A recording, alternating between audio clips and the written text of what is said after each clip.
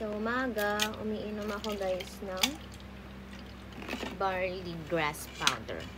So, ayan. Ayoko masyadong, sa kalahati lang ako uminom nun. So, ito yung ating barley grass powder. Kumukuha lang ako guys ng kalahati lang guys. Kasi kalahati lang naman nilagay kung ano. Ayan, lagay na natin. Halu-haluin. At naglalagay ako ng gasat para masarap ang ating barley. And haluin ulit. Pag halong-halo na, pwede mo nang inumin.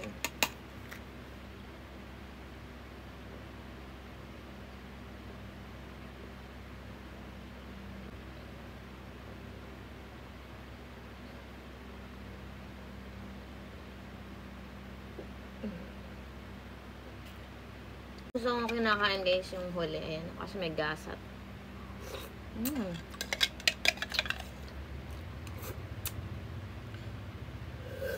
Sarap ng gasat. Ayan guys. So, mura lang tong barley na to. Kasi medyo, ito yung pinakamurang barley grass powder na nakita ko sa TikTok. So, di ba may talagang mahal na barley. So, yun, kaya siya nagiging mahal sa iba. Kasi nga, ayan, nag-i-endorse yung mga artista, mga moled. So, syempre, di ba, magiging mahal yung product.